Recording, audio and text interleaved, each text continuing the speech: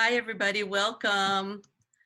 Good afternoon. My name is Alice Hom. I'm the Director of Equity and Social Justice at Northern California Grantmakers. Welcome to the webinar, Funding Intersectionality in Action, Philanthropy and LGBTQ Communities. Our webinar is co-sponsored by the Horizons Foundation, Funders for LGBTQ Issues, and Philanthropy California, an alliance of Northern California Grantmakers, Southern California Grantmakers, and San Diego Grantmakers. As you can see, we have an amazing group of panelists for today's conversation. And I'd like to introduce the moderator, Alex Lee. Alex is the Program Director of Grantmakers United for Trans Communities at Funders for LGBTQ Issues. Please take it away, Alex. Thanks, Alice, and welcome everyone. I'm watching the attendee list, just seeing the names of the folks come in. So we're in webinar mode, I can't see you, but I'm recognizing some names here. So hi, everybody. And folks who I don't know, I'm looking forward to meeting you soon. So again, my name is Alex Lee. I am the Program Director for the Grantmakers United for Trans Communities Initiative at Funders for LGBTQ Issues. I want to definitely give a hearty thanks to NCG and all of Philanthropy California for allowing us to co-sponsor and joining this great panel today. So I'll be moderating, first starting with some framing comments, and then I'll be moderating with our awesome panelists. So let's talk a little bit about, a little more about why we're here. So I did want to say a little bit about my background and what I'm bringing into this space with us all.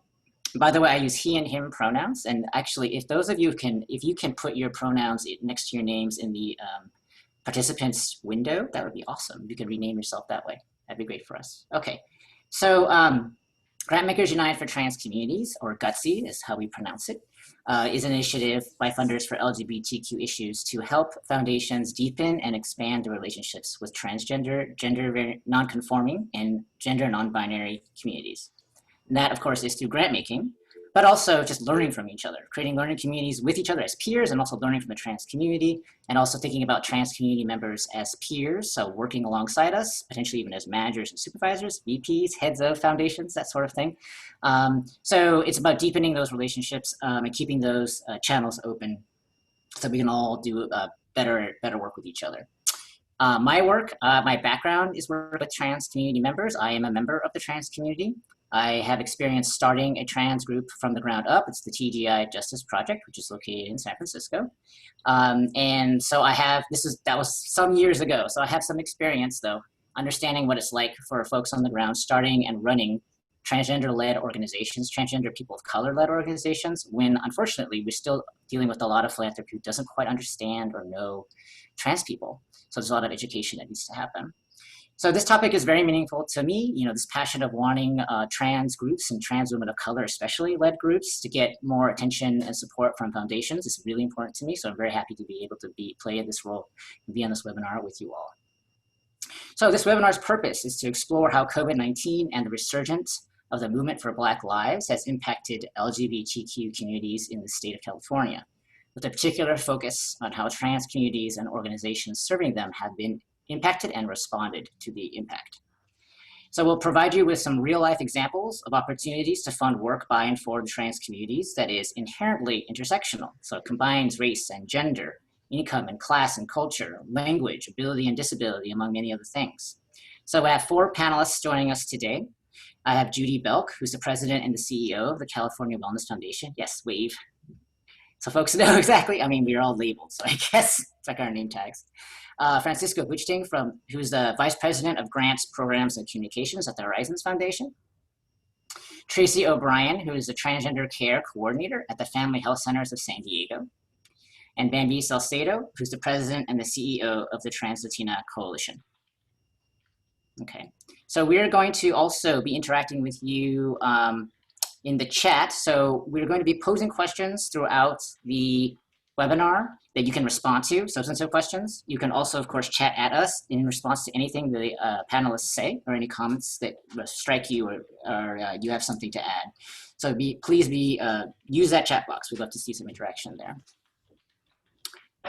All right, so I'm going to start with a little bit of level setting first, and this is a introduction. Some of you, this will be new information, some of you have seen this before, but it's essentially what foundations have been doing to support LGBTQ communities historically, like what the levels of that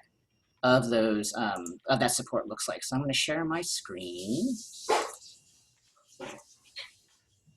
Here we go. Okay, so just a few slides, so I'll run through these relatively quickly. If you have questions about any of these slides and the data therein, there will be some follow-up resources being sent out after this. You also can, of course, ask questions in the chat box.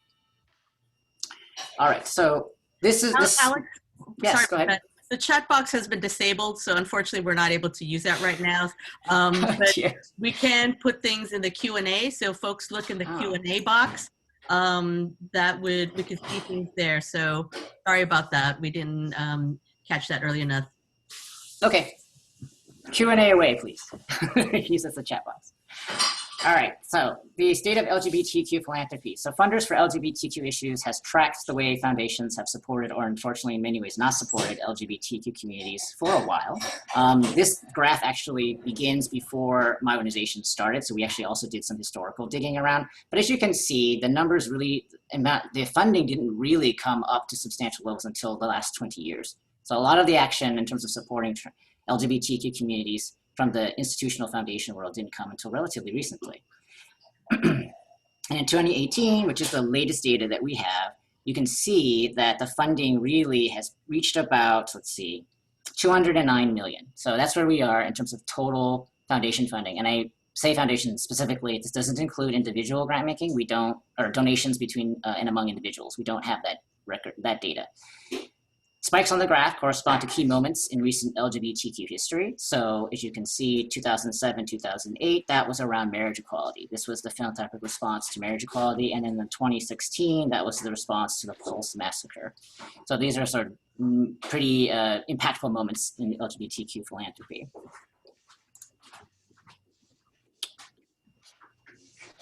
Okay. Still, though, for every $100 awarded by U.S. foundations, only 28 cents specifically supported LGBTQ issues and people. So at the same time, we know from studies from the Williams Institute, which is part of UCLA, and other sources that the LGBTQ community is more likely to be unemployed, uninsured, experience food insecurity, and live in poverty compared to non-LGBT people. Okay. And another statistic that I wanted to actually go with this one, as many as 25% of LGBT people have annual incomes under $24,000 compared to 18% of non-LGBT people. So this reality directly contradicts some popular myths about LGBT people, and specifically about gay communities. The image of white gay affluence, for example, that unfortunately shows like Will and Grace did not seem to help with. One of the things that we want to make sure the audience comes away with after this webinar is to really question those assumptions, because the reality confronting our communities is quite different. So of this 209 million, how much of that is specifically going to LGBTQ communities of color?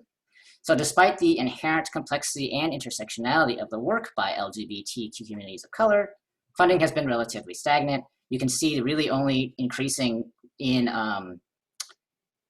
relatively in the last couple of years, really, to the 33.3 million.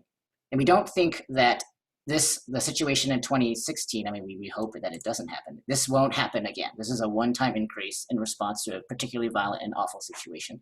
So this is, we're considering this now, since this funding from the Pulse massacre is sort of tapered off. This is where we are at the moment. Unfortunately, this does mean that institutional philanthropy has been largely missing opportunities to support the LGBTQ communities of color that have been most deeply impacted by discrimination and violence and homelessness and lack of healthcare access and poverty. Yet their organizing and their activism is inherently intersectional and impactful on multiple levels. And so those of you who are in different portfolios that may not be LGBTQ specific, this is where a lot of overlap happens. You know, the work that a lot of LGBTQ communities of color activists and movements are doing are directly applicable and can be found and are relevant to your portfolios. Okay, so drilling down even further, we can see what philanthropic support for LGBTQ Black communities has looked like for about the last 10 years. Sadly, it's never been over $10 million. And if you think about how much this community has gone through and has been experiencing, this is kind of embarrassing.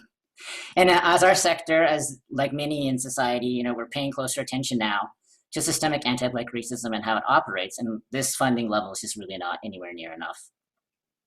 Black trans women of color are significantly more likely to be subjected to violence, often fatal.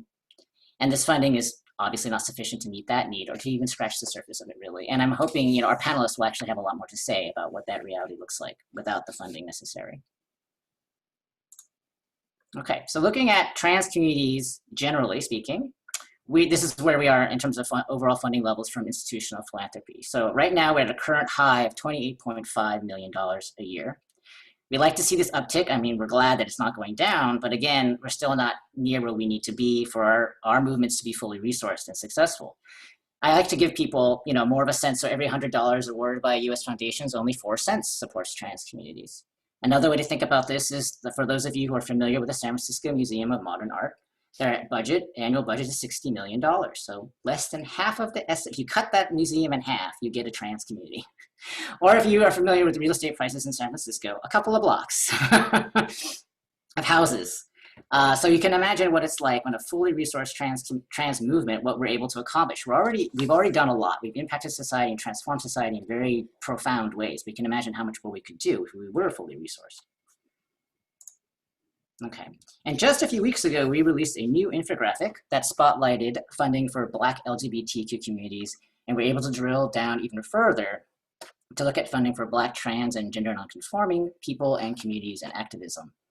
So I said earlier that Black trans women bear the brunt of some of the most extreme forms of transphobia and homophobia, discrimination, and violence, and yet funding has never exceeded $500,000 until 2018. Right, so this sort of up, down, and then this, unfortunately, this is actually really terrible, but this is, you know, not even close to what we need in order for some of these really extreme disparities to be alleviated. Okay. So the sources for these figures and this information, as well as resources for other pieces of information that are relevant, we'll email them out to you.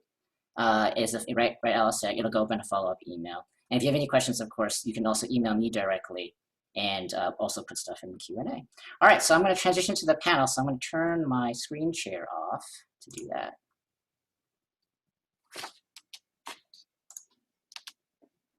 Okay.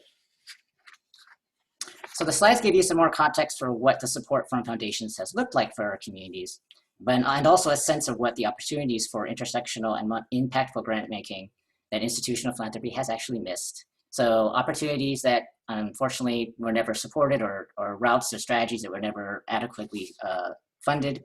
So our panel will give us more information on the real life examples of current opportunities to support intersectional work by trans women of color leaders, and how funders have effectively moved to support that work, especially now in these crisis times.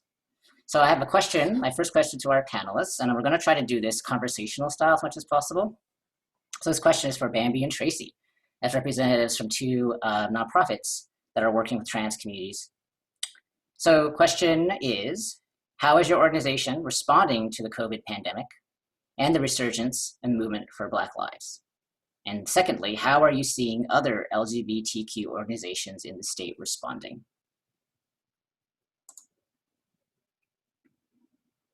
Oh, so let's do, Tracy, you want to go first? You have to unmute yourself. There you go. No, unmute yourself. I just did. No, you did. Okay, You got it. thank you so much.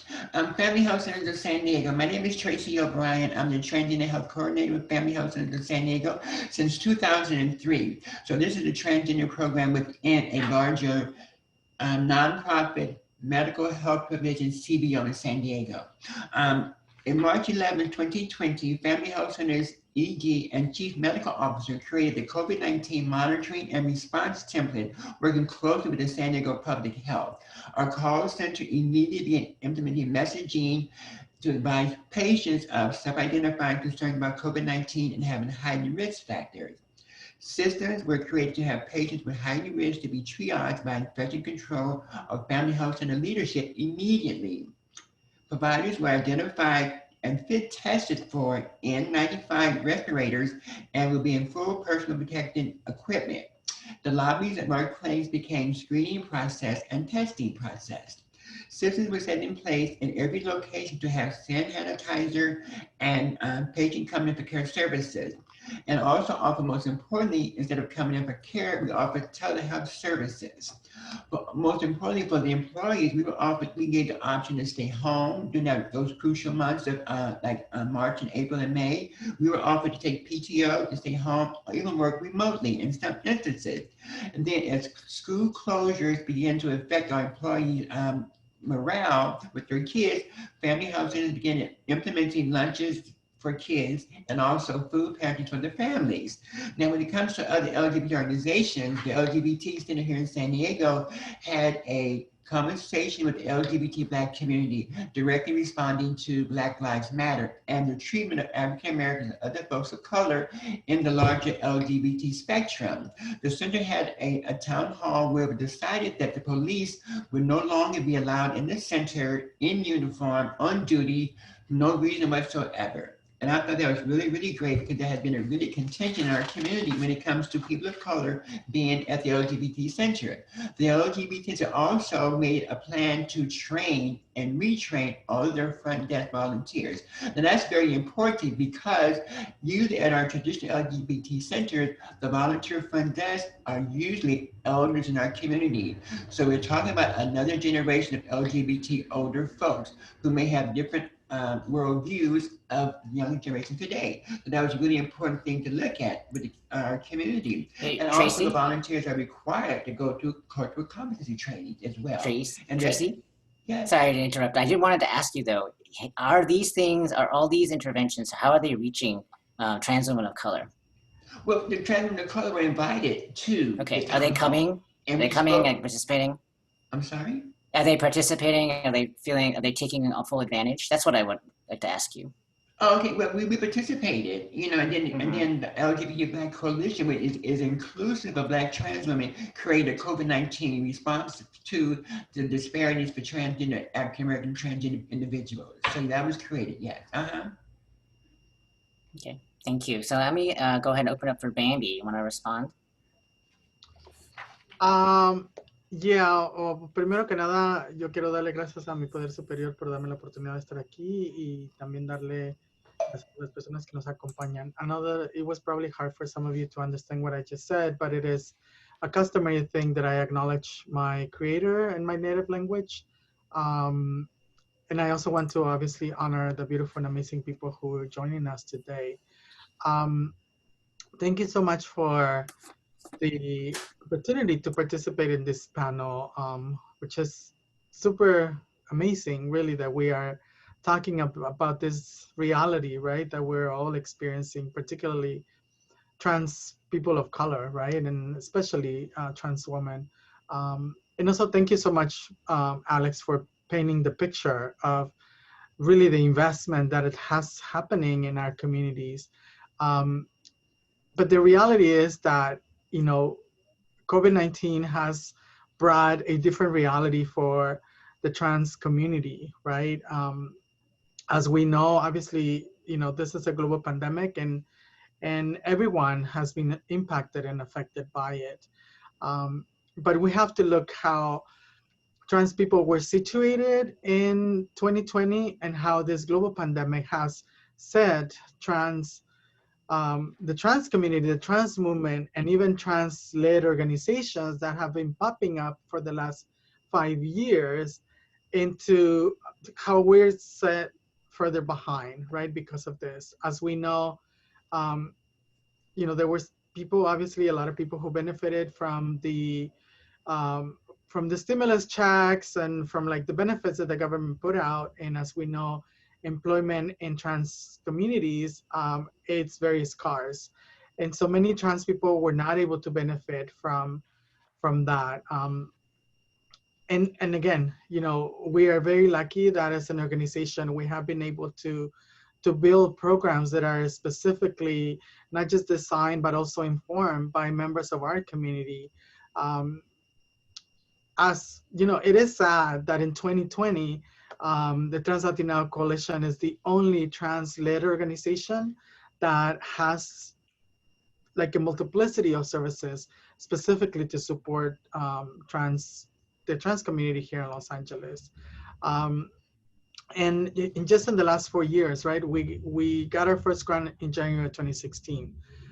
In the last 4 years, we have been able to build a multiplicity of services, but then COVID-19 hit right earlier this year.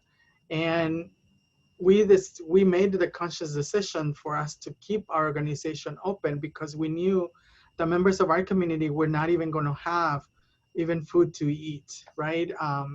Los Angeles County reported last year in their homeless count that there were about 1,000 trans and gender nonconforming people who were homeless here in Los Angeles.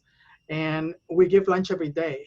And so people come here and get food every day. So we serve about 30 plates of food every day.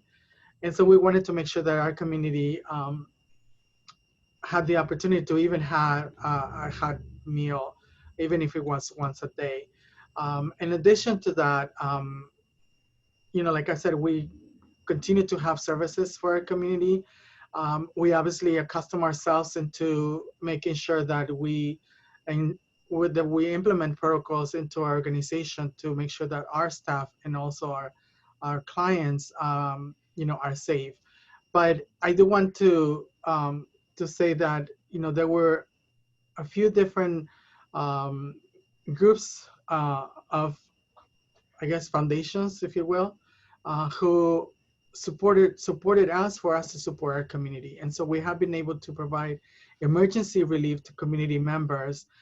In addition, there is a group called GSER, Grantmakers Concerns on Immigrant and Refugees, who also reached out to us. And because we put out a statement about how undocumented trans folks also were not able to benefit from the $76 million that the government allocated. And so they were gracious enough and they reached out to us and they gave us some money for us to support undocumented trans folks. So we have supported our community throughout. We continue to provide the services, like I said, implementing the safety measures that are recommended. And we anticipate that at the end of this year, we are going to be distributing about $250,000 back to the community emergency relief. So we're very proud of the work that we're doing. And so, yeah.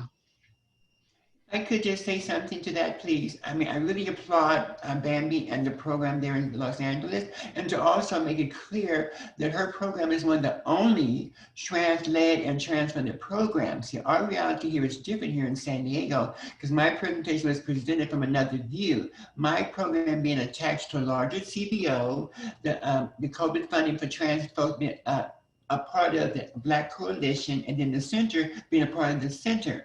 So our reality is different because we're attached to other organizations for our reality, for care. So that speaks to a much needed trans-led, trans-funded program. So I really appreciate it. And thank you, Bambi, for all the work you've done. And I also want to say another thing. Bambi's program assisted another Black-led trans program with a year's worth of rent. So they can also, in turn, continue to provide services. So Bambi, thank you very much, Bambi. Thank you. Yes, I forgot to mention that. And we're also supporting. Thank you. We're also supporting 2 other groups in Orange County and another one in San Diego, Proyecto Translatinos. Where they're current their fiscal sponsors. That's fantastic. And I want to lift up those last pieces of it because I think what the both of you are talking about is because we haven't had foundations in our corner consistently for a while. We've had to really look to ourselves and build our own structures, our own infrastructures. Like Bambi, you've become basically a redistributor, a re-granter of funding, right? Because you're seeing now funding is coming your way and you want to support other groups that aren't getting that same level of attention. So I think that that's something that foundations and philanthropy can really look more closely at, is that there are these beacon organizations that lately have become more visible, but who else are they supporting? And it's not always on their website. You have to sort of ask those questions. And getting to know a landscape. So Tracy, like you mentioned, there's multiple players in the San Diego community, right? The Black Coalition is one, LGBT Center is another, right? But it's a different landscape. Yes. And knowing who the players are and finding out who's supporting whom and understanding how that money works will uncover other ways and other places where funding can go, right? Especially to people that are not visible or to groups that are not visible. And Tracy, so we have a few more minutes. I wanted to ask you, If you could say a little bit more, you ended your first part with, was it the center? I just want to be clear, the LGBT Center of San Diego decided not to have the police anymore in the building. Is that Yes. correct? Okay. Yes. How did that happen? Because I know it was a contentious issue. Well, Like, what where did happened that come was, from? Yeah. mhm. In 2003, when I was first hired to do trans care here in San Diego, I created the first ever Trans Day of Empowerment in 2005, and that was the beginning of our contract with California Endowment, who funded this program in 2003.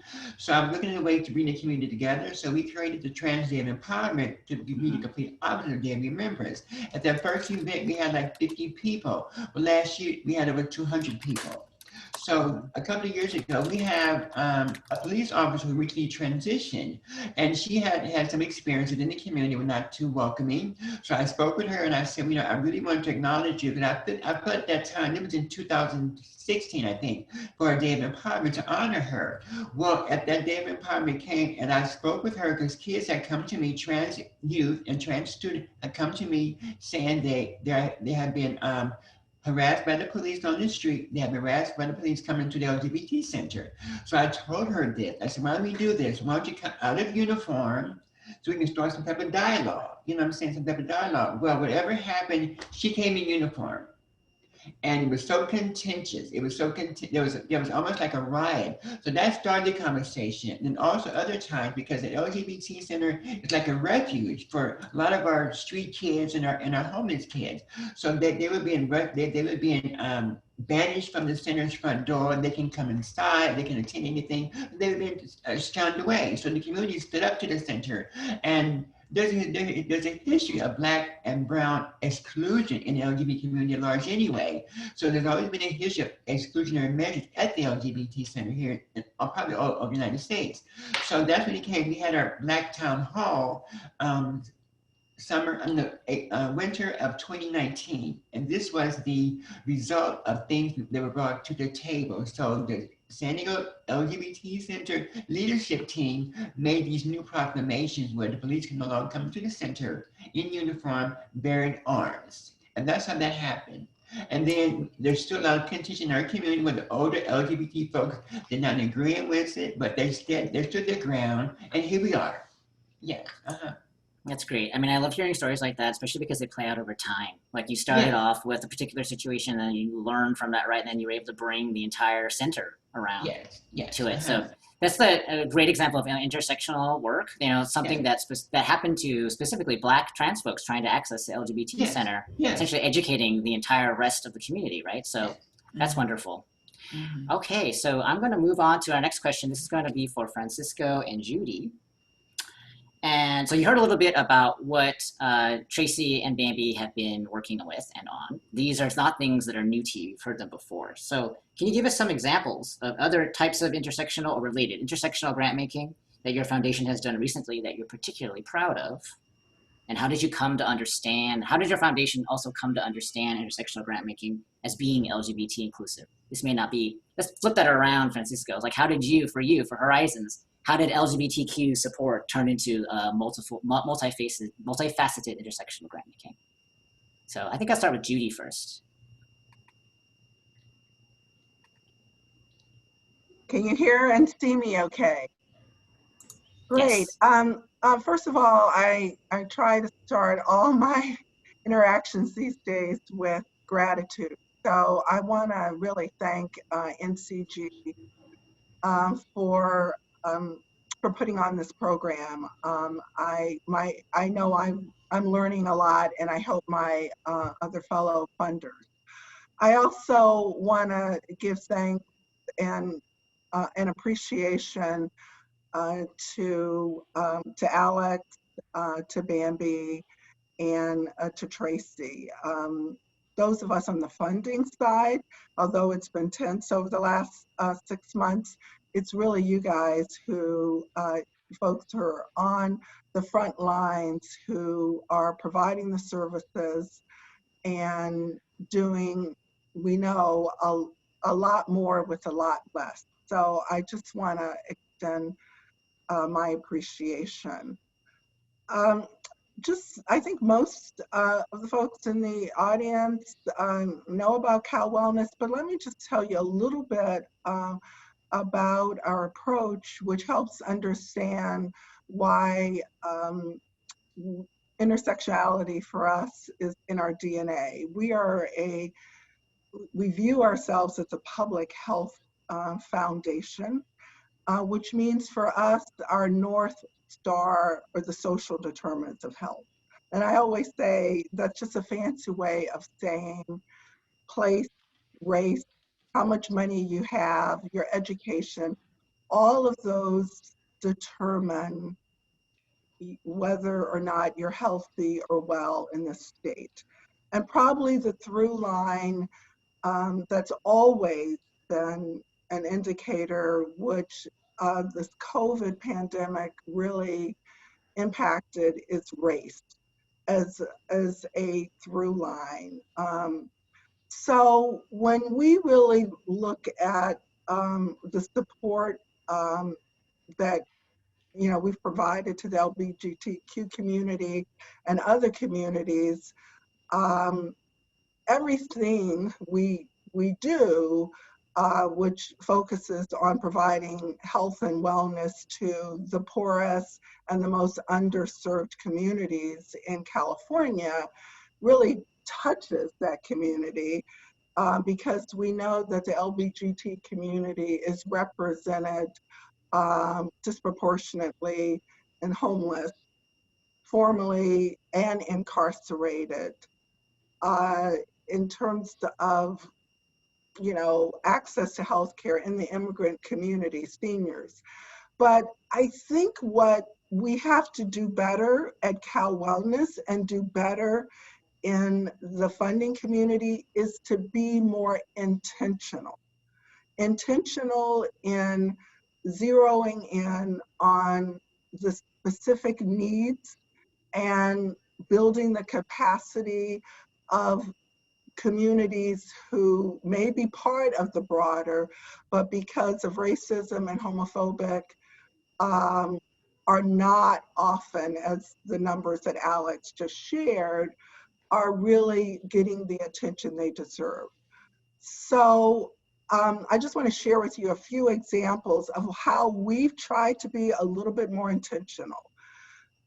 First, if you're thinking about where you might start, there are just two organizations that if you care about this community should be in your docket.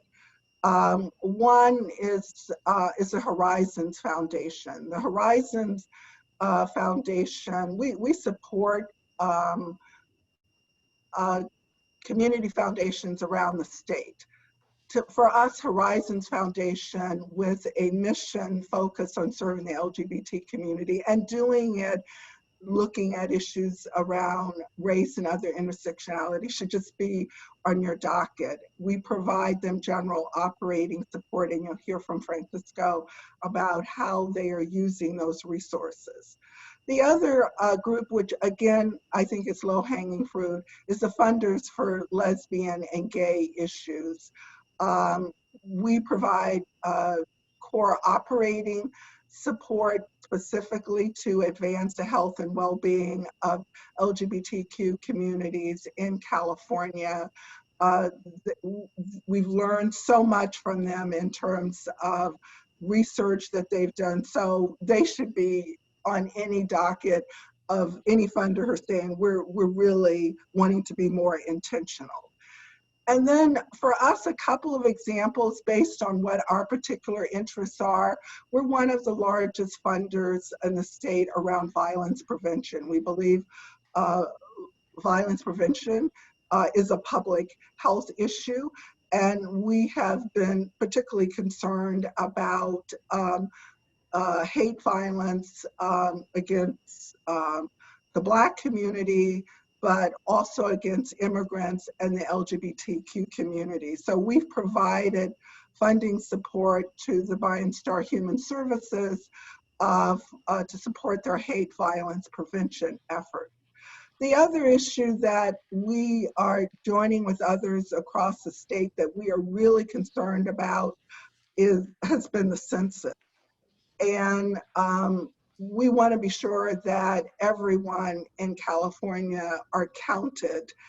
And we were particularly concerned about wanting to encourage the LGBTQ community to participate in a really robust way. And so we made a grant to Equality California to expand outreach efforts that will encourage LGBTQ communities.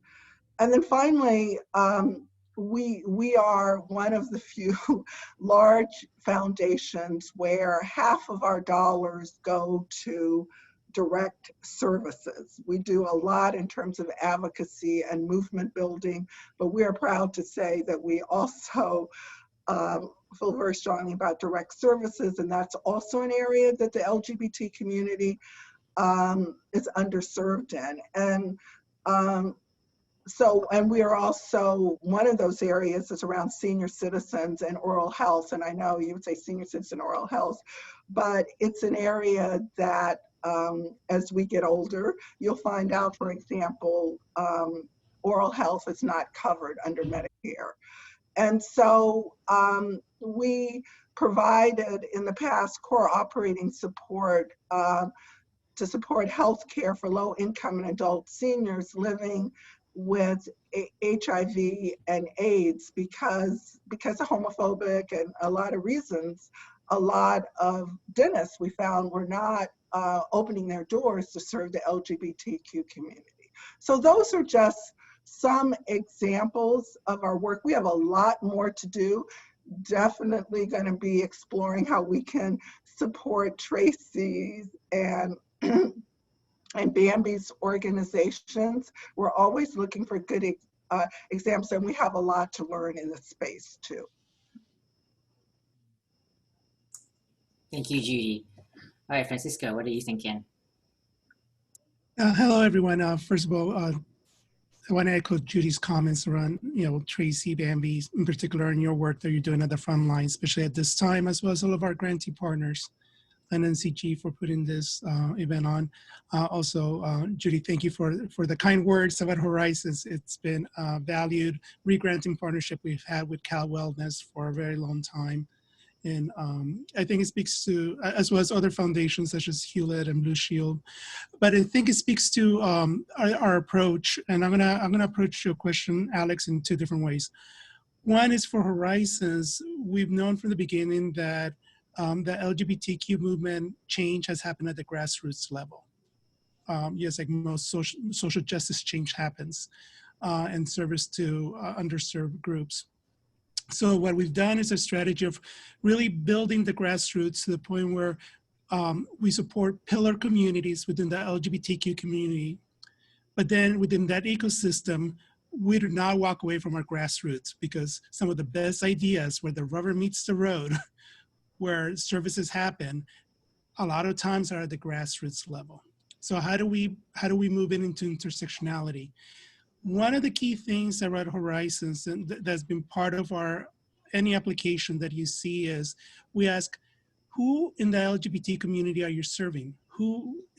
Which part of the community, even if you're a trans organization, which part of the trans community are you serving, right? Because there's a difference if you're serving trans Latinas, trans African American, trans API, and then even that, we can go even further, right? Within the APIs, South Asian, et cetera, et cetera. The other question that we always ask is, what is the need that you are addressing, right? We put our priorities out there, but within those priorities, what does that need looks like for your community that you're addressing? So the idea is that we don't have the answer in terms of what the solution is, and we may not have, we may have an idea of what the needs are, but how does that differ when we're talking about Latino youth program versus an API youth program? The needs, how that work is going to move, how the funding needs to shift is going to vary quite a bit. So it's at that level that even within the LGBTQ community intersectionality, I would say you have to go 2-3 levels deeper to begin to address some of the things that Judy mentioned in terms of social determinants of health, right?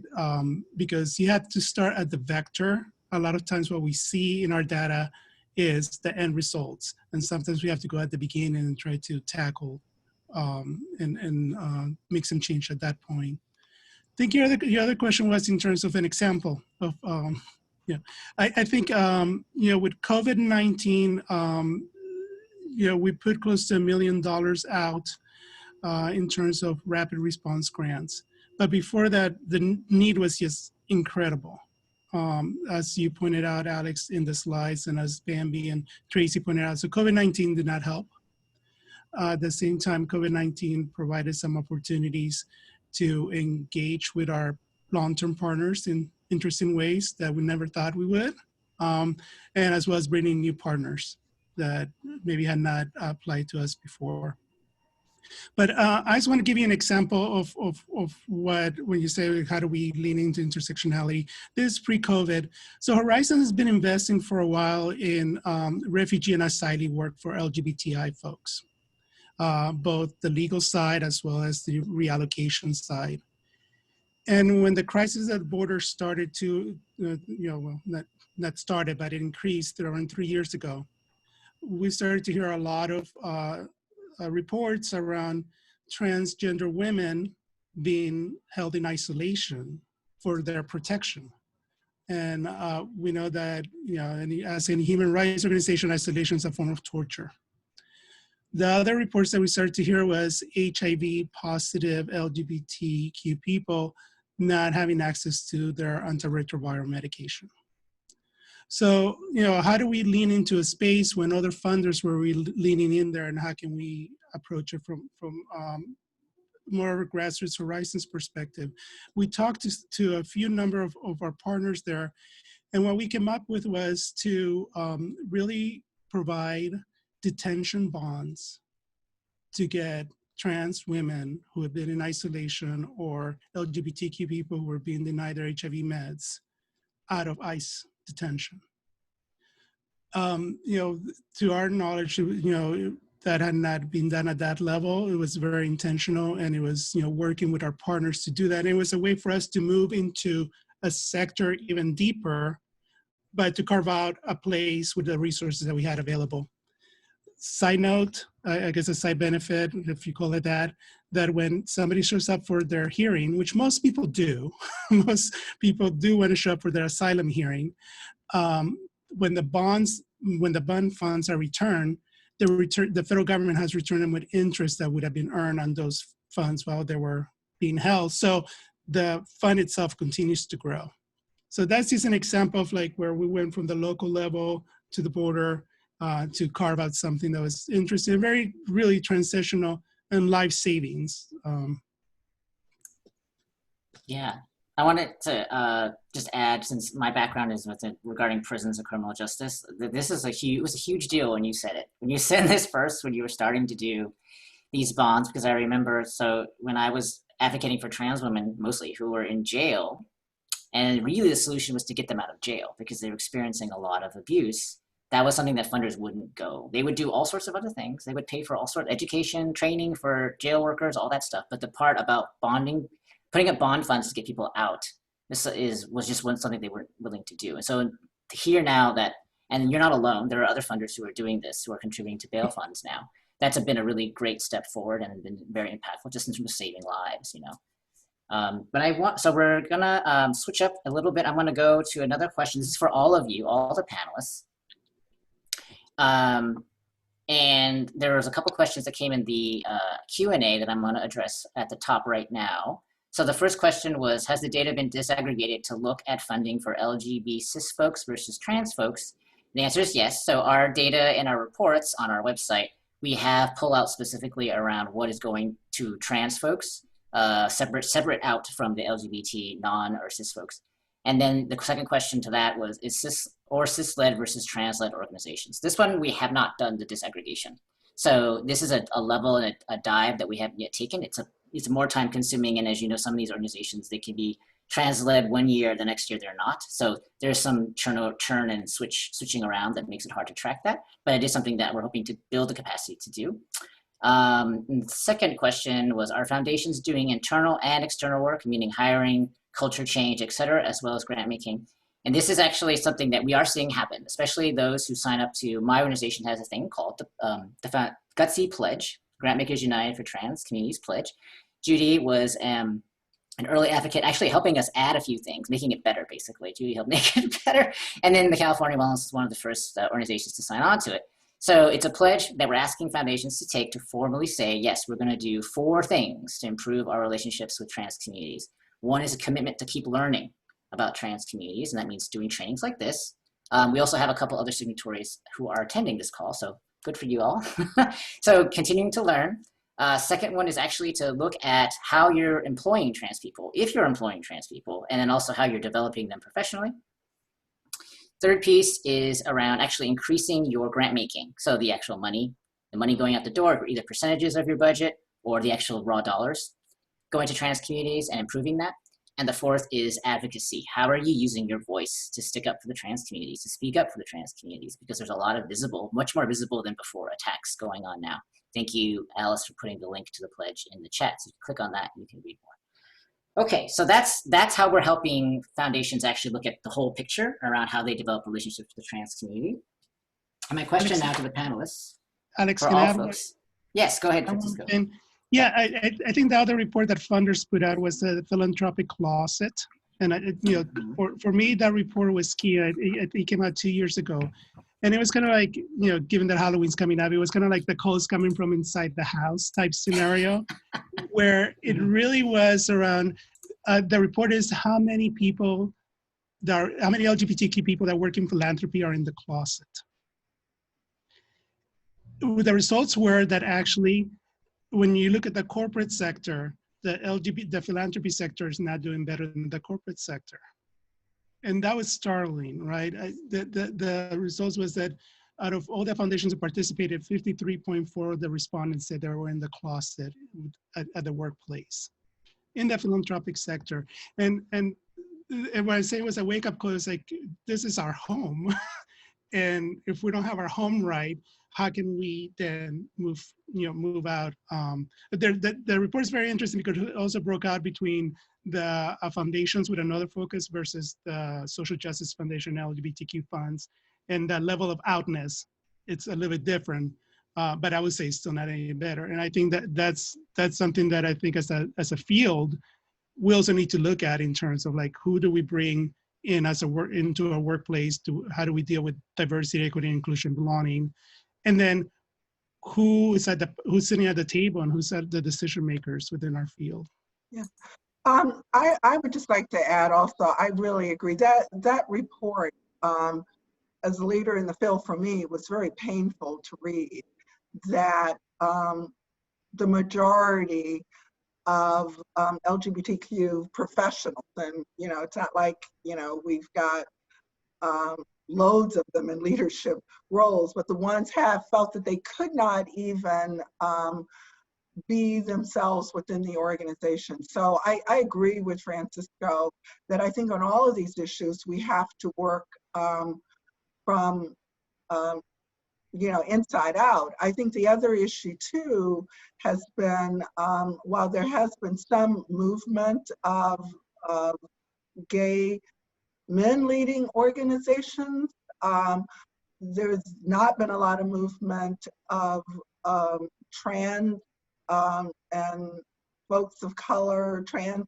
of color leading major foundations, which gets me to the other issue, which I think really is critical, that we often don't give enough attention to, and that is who sits at the board table in foundations.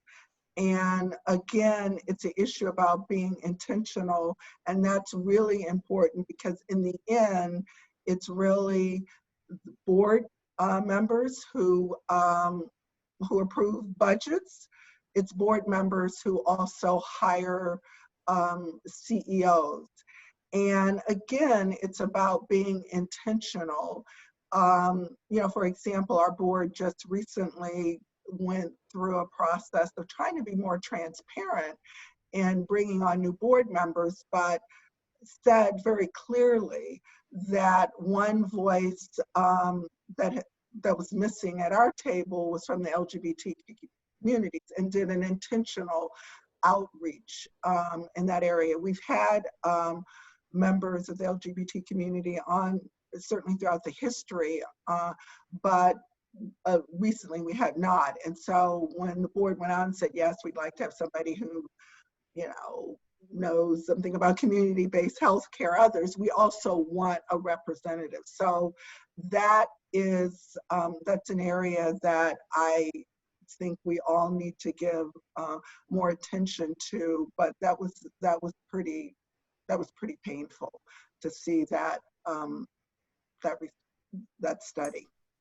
Yeah.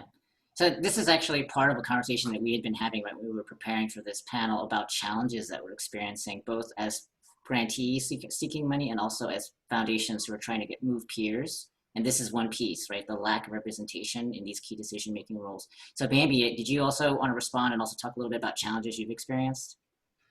Yeah, I mean, I think one thing that we have to sort of like take into consideration is that there has been studies, right, into where they said that trans people are one of the most poor, right, individuals within our society.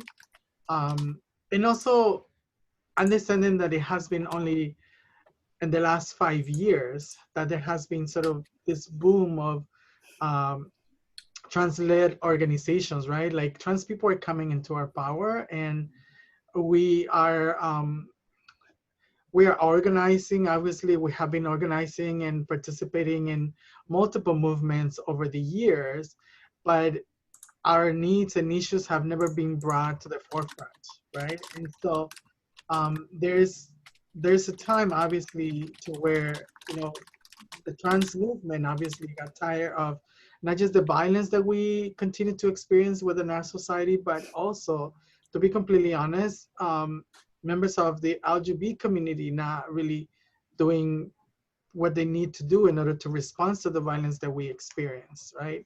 And so for that reason, you know, we have decided, although over time we have sheltered our own people, fed our own people, right? And just to give an illustration, right? Pose is one of those shows that illustrates what we have been doing for many years. And so there's an infrastructure development that needs to happen in the trans movement, into which I want to invite, you know, individuals who are participating in this session, because it's more than just that, right?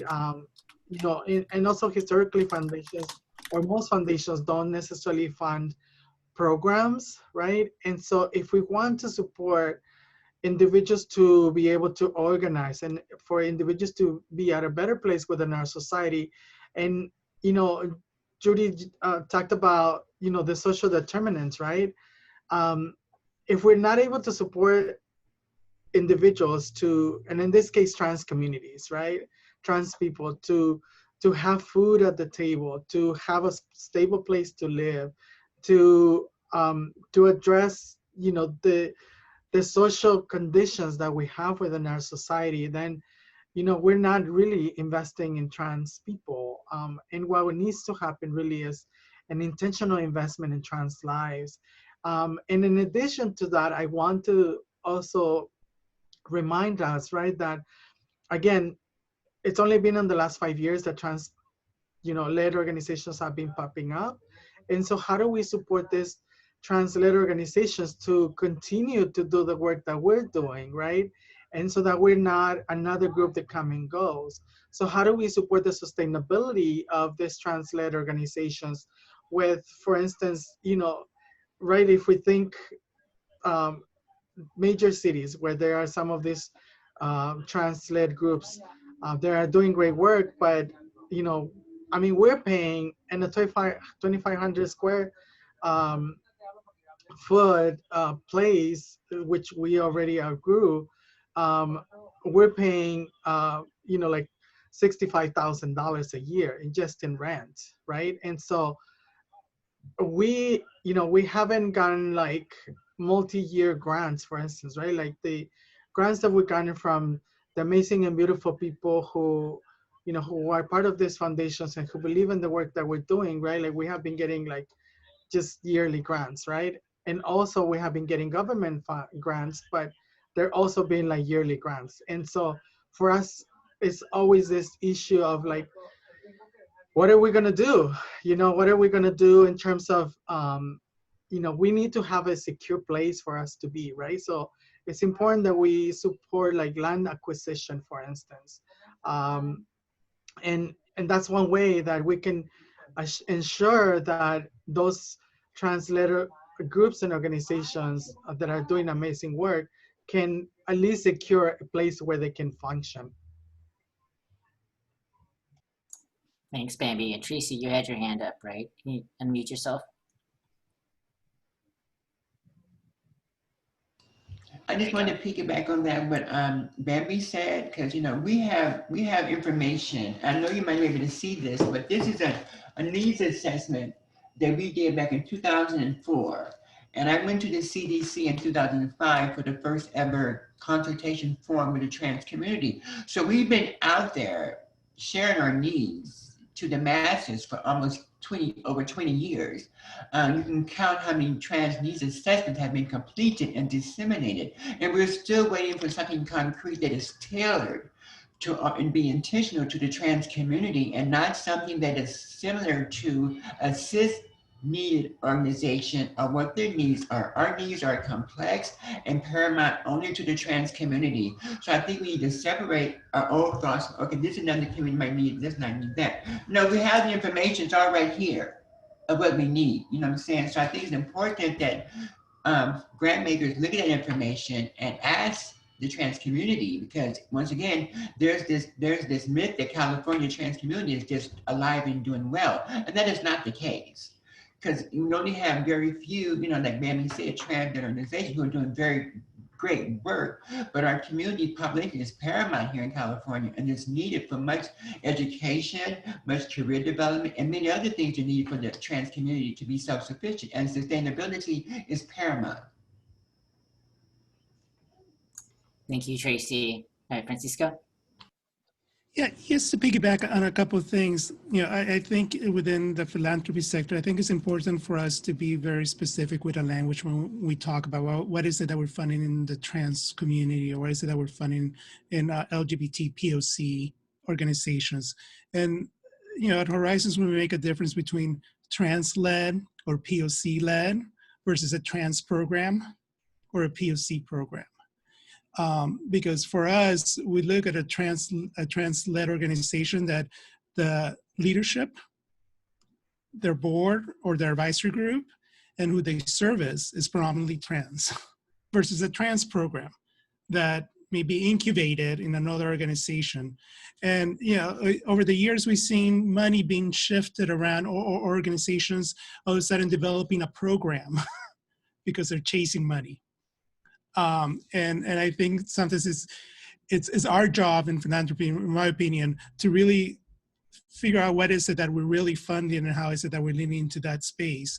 Because funding, let's say, a Latino LGBTQ program is very different than funding a Latino LGBTQ-led program or organization. They're not the same, and the impact's not the same, but sometimes in philanthropy, when we report out, it's like, we're reporting one thing where we're funding two different type of things. And then the other piece I wanted to mention was that Tracy mentioned the data. It's a lot of us have been working for data to get data on our communities, to get real data, not just data that says LGBTQ, but let's go beyond that and let's look at sexual orientation, gender identity, race, ethnicity, because it's a very diverse community. The intersectionalities are there. So Horizons, we developed a community needs assessment for the San Francisco Bay Area 2 years ago that really looked at the basic needs as well as the barriers as a roadmap both for organizations and for philanthropy to really look at how is it that we're moving to that space. But the good thing is that, we're also talking to other states and other foundations that are looking at doing their own needs assessment. Because unless, I think in philanthropy, sometimes we look at, unless there's no data out there, we're not going to fund it. And sometimes we need to take, the chicken or the egg, what comes first. So there is that out there, not enough, but sometimes we do have to take a risk to fund without, without having all the data there. Hi, Alex. I have a question for Tracy and Bambi, and also really Francisco too, because I think Horizon works in this. I'm curious about what your reaction has been, or your interaction has been, as you've reached out to the funding community. I mean, what I often hear is that there are a lot of reasons that funders give, which is true. We say no more than we say yes, but we're always driven by our funding priorities. It doesn't fit in this box, or you're not large enough, or maybe you're too large, which gets to capacity building. So I'm wondering if the three of you could just talk about what would have been some barriers that your respective organizations, or for you, Francisco, organizations that you may be funding, they might be really primed, but are not getting the resources or the capacity. And it's like, circle. You got to have more dollars, but to get on the radar, but we don't give you the dollars to help you get on the radar for capacity building. Yeah, I'd love to hear from the rest of the panelists. I also want to remind the attendees that we are going to have some time for Q&A, but please populate your questions now so we can go ahead and do that without interruption. Okay, love to hear responses to Judy's question. Bambi, did you want to respond? Yes. I see you unmuted. It's like putting your hand up. Yeah, I did. Thank you so much, Judy, for this question, right? Because I think this is an ongoing challenge, I believe, for many of us who are trans and, are leaders of organizations, right? I think part of the challenge is that we don't have access, right? And also, when we have these opportunities to meet individuals or have conversations, right? Oftentimes, when we're like starting groups, for instance, right? There's not that trust, and I can say that there's been two major funders, and I'm gonna specifically say, the California Endowment trusted us in 2017 by giving us some money. They give us initially $25,000 to develop a leadership development curriculum, and we did that. And then they give us money to develop the State of Trans Health, which is a report that we generated specifically about the healthcare needs of trans Latinx individuals in Southern California. And so, that to us, obviously, it's a sign, right, that they believe in the work that we're doing, right? And I understand that some foundations want to give you a little bit of money so that they can see how you do your work. But now we're getting from the California Endowment $200,000, right? And so, so that's an example. Also, the Groundswell Fund, right? They also, gave us money the first time, and now they're funding our policy department, right? And through that work, I'm happy to say that, for the first time in the state of California, we were very instrumental in making sure that Assembly Bill 2218, which is the Transgender Wellness and Equity Fund, was signed by the governor, right? And that this is obviously a sign of not just the investment, but also the great work that we're doing as an organization, and also building a coalition of trans-led organizations across the state, and so I think, there's obviously a lot that needs to happen. And I think what makes it more challenging for us, you know. And even when I personally, when I meet people, right, who are part of foundations, and when I reach out, to be honest with you, to, you know, for possible opportunities, right, oftentimes the response is like, you know, there's no money right now, right, and so that in some ways, you know, depletes you, right, and depletes you in a way that, you know, it's not, it's not, for me, has not been, you know, such a great, I guess, opportunity in terms of, you know, having access, if you will. But I also want to say, you know, that there have been, like I said, other amazing foundations who believe in our work and are funding us, you know, even if it's just on a yearly basis. But I think that's another thing that needs to happen. I think there needs to be like a multi-year funding. And then now with this global pandemic, I think there needs to be like a rapid response funding support for organizations like ourselves who are supporting members of our community for with emergency relief, right? For people to be able to get food, for people to be able to, you know, pay part of their rent, or, you know, those type of situations. And so, so yeah, it's important that we continue to build those relationships, but that, you know, those individuals that have the power, because also one of the things that happen is that most people, they fund their friends, unfortunately, you know what I mean? And so many of us don't have those kind of relationships, and that for that reason we don't necessarily get funded. I want to answer your question, Judy, in different ways. One, you know, we've been fortunate to have amazing re-granting partnerships with Cal Wellness, with Hewlett over the years, and a few other foundations, where they see us as we're able to fund the grassroots.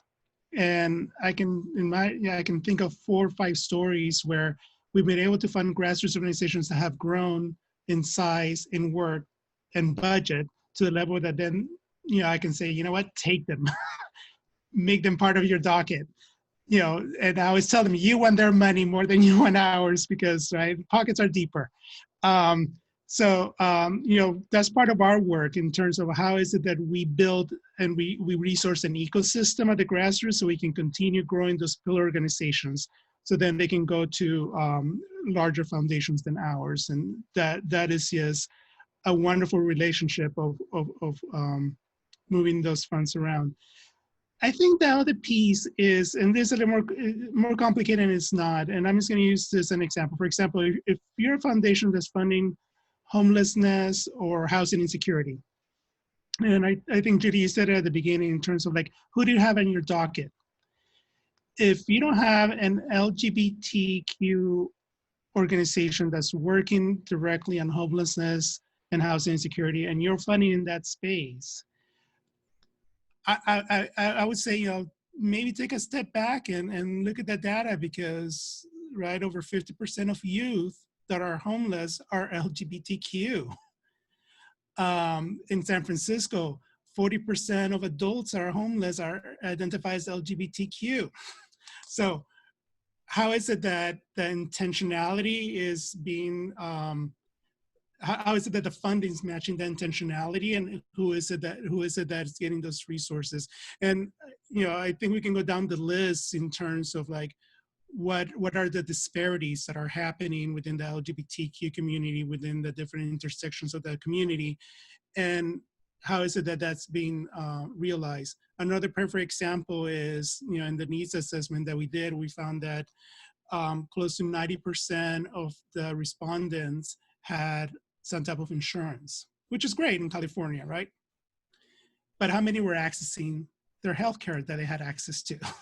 That dropped significantly. And a lot of it was access to healthcare, or even the discrimination that they face accessing services, especially for the trans community. it's a big to do.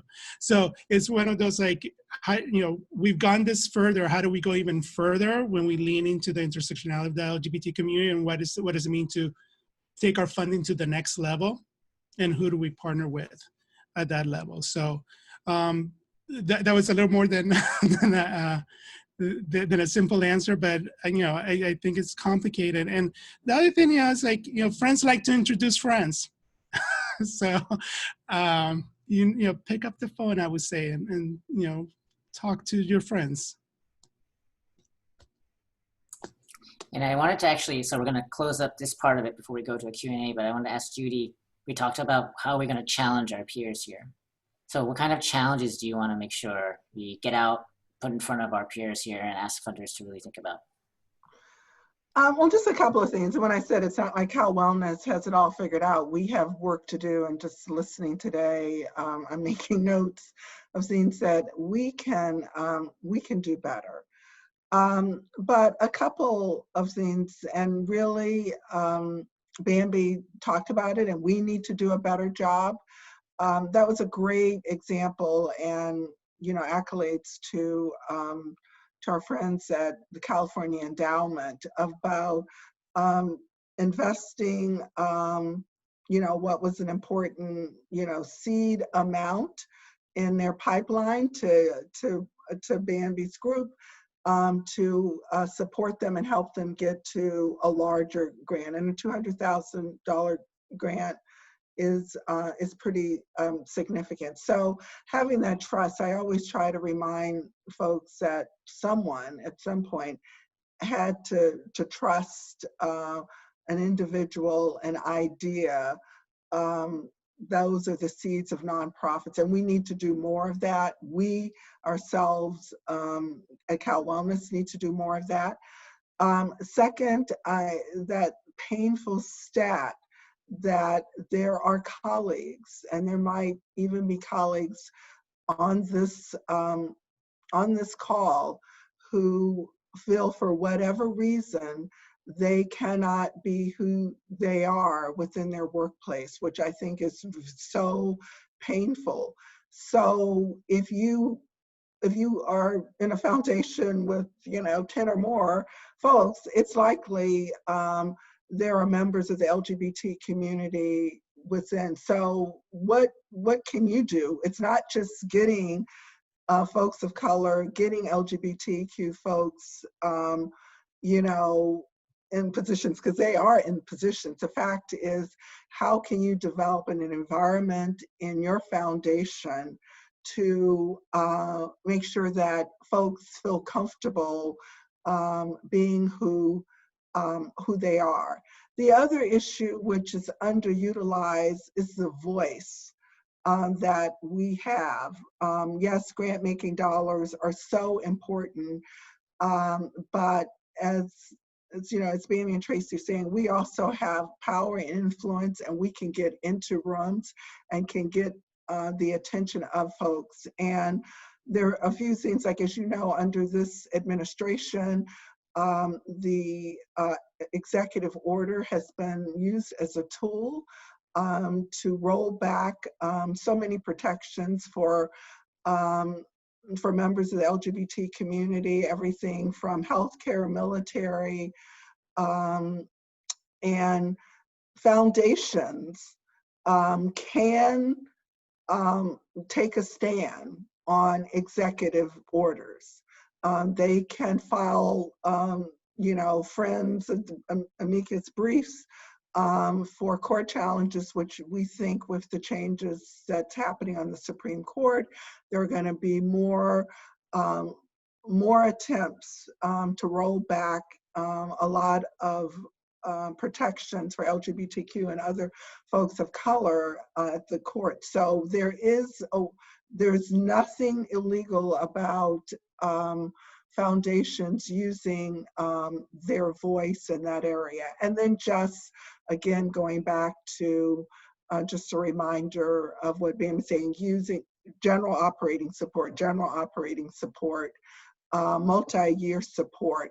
One of the things that we certainly learned at Cal Wellness during our COVID rapid response is we can make good grants without asking our our grantee partners to fill out 20 pages of, applications. We have made terrific grants, probably more grants we've given out in the last 6 months than we did in all of last year, and we did it in rapid response. We believe those grants are good and they're getting there faster because we trusted our grantees, and we did away with some bureaucratic barriers. So those are just a few examples. Thanks, Judy. And I think Tracy, you wanted to add to as well, right? Yes, I did. I wanted to make it clear. Oh, you muted yourself again. Good.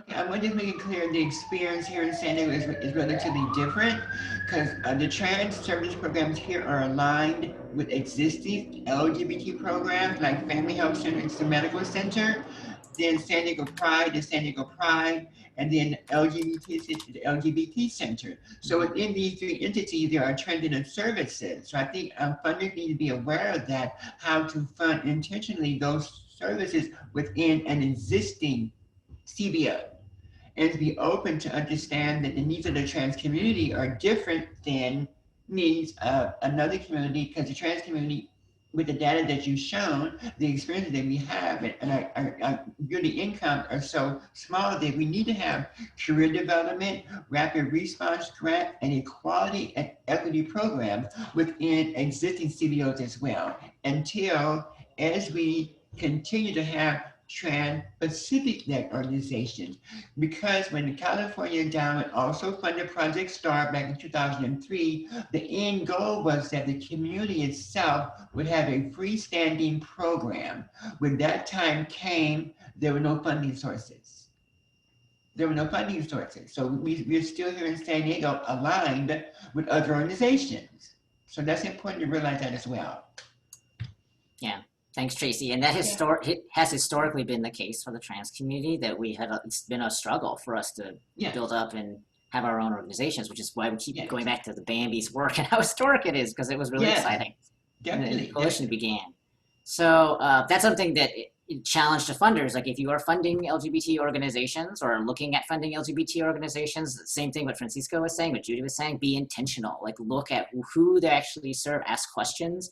Are trans communities of color being served by these groups? And if they're not trans lit, how, what is the quality of those relationships? Like those are things that you can ask as a funder and help make sure that your portfolio, you're meeting the mission of your portfolio essentially.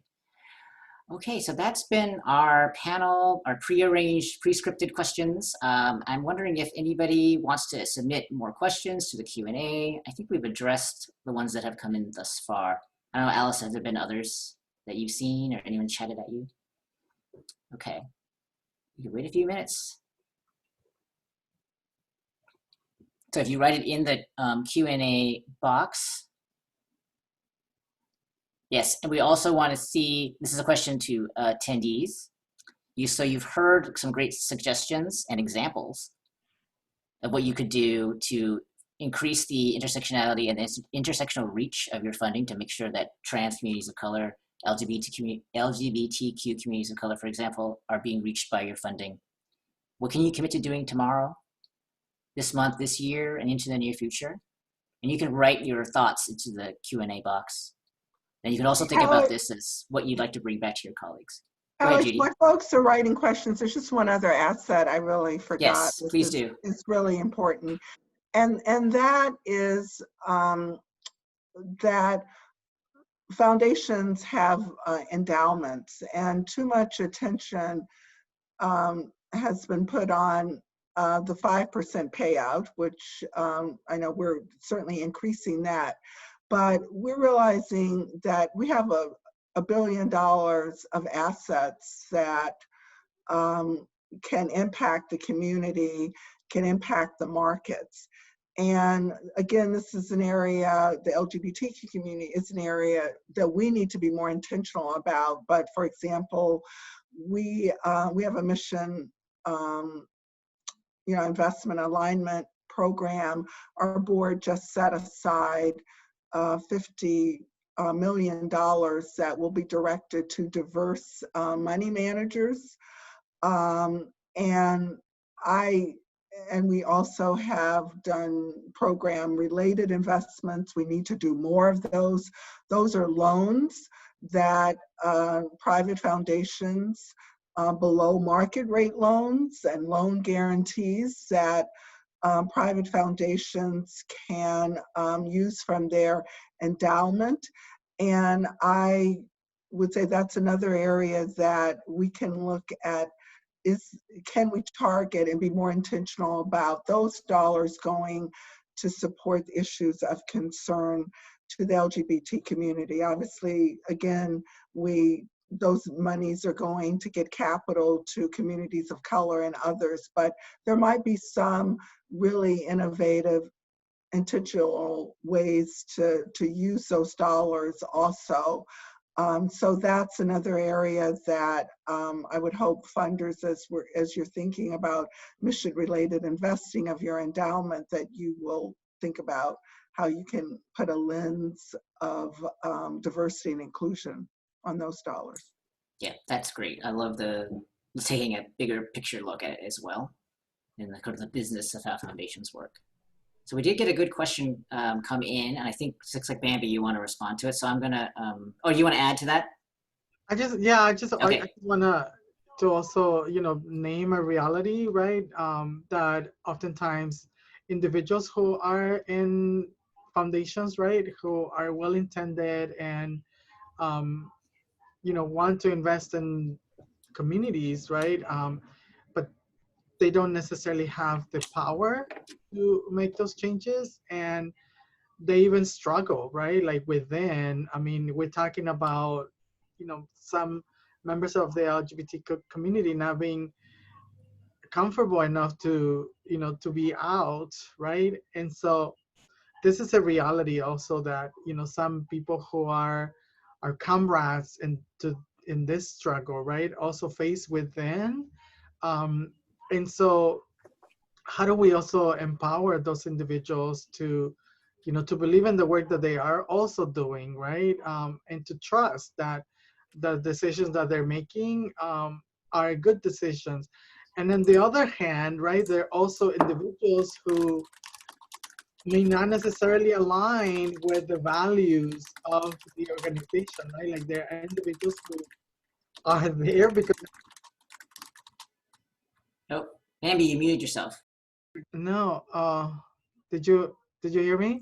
Okay. Repeat your last sentence. Yeah, I was saying, like, on the other hand, on the flip side of the coin, right, there are individuals who may not align with the values of the organization or the foundation, right? People have their own internal biases or beliefs, right, that oftentimes also portrayed into the work that they're doing or they're supposed to do. So I think, we need to obviously look at ourselves and our positions and why we are where we are, right? Because it's a privilege that we get to be where we are.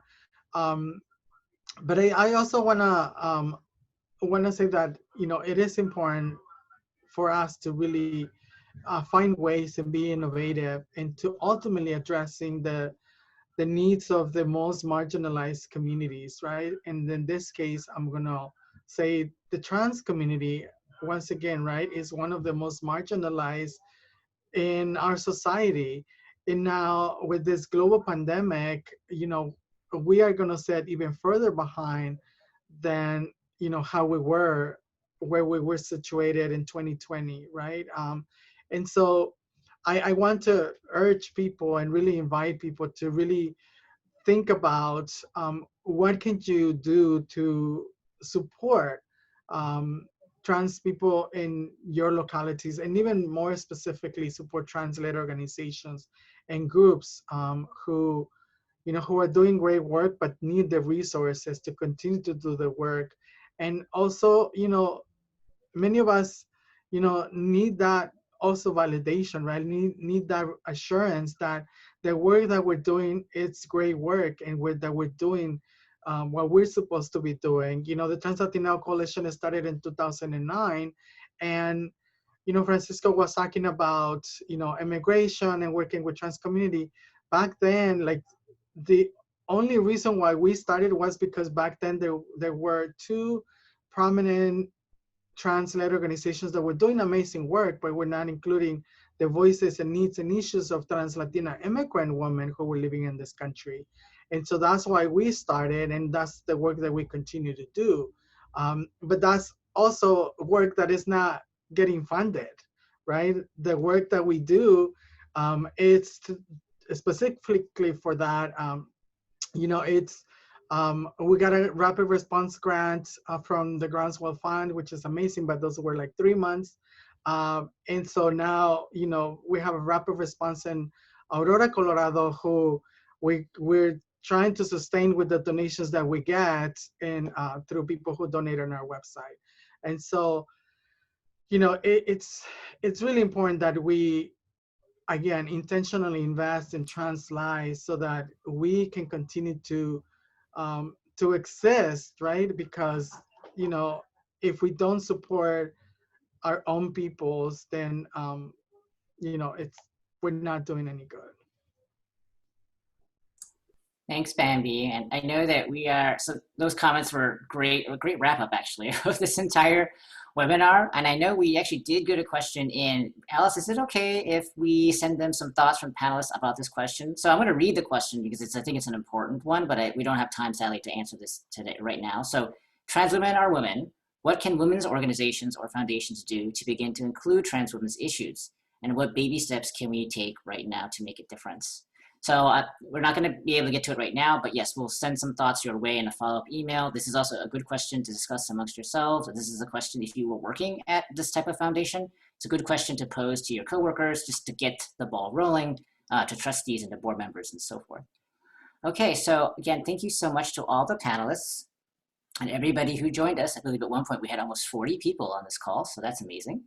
Look out for that email coming from NCG with additional resources. I put my email in the chat a second ago, and as well, okay, Bambi also put her email. Anybody else wants to put their email, they can from the panel. Feel free to reach out to me if you have any questions about funders and how we can support you, and also how we can support your foundation in making strides in these areas. Okay, I think we're done. 1 minute early. Anybody have to say for 30 seconds? No. Thanks, everybody. Thank you, everybody. Thank you all the panelists, and thank you, Alex, for moderating. Really appreciate the conversation, and NCG and Philanthropy California will continue to deepen and develop more programs around LGBTQ issues in the future as well. And thank you, Bambi and Tracy. Thanks, everybody. Thank you so much. Folks are saying hello and thank you in the chat box. Okay, good. Thanks, everybody. Great. Thanks, everybody. Take care.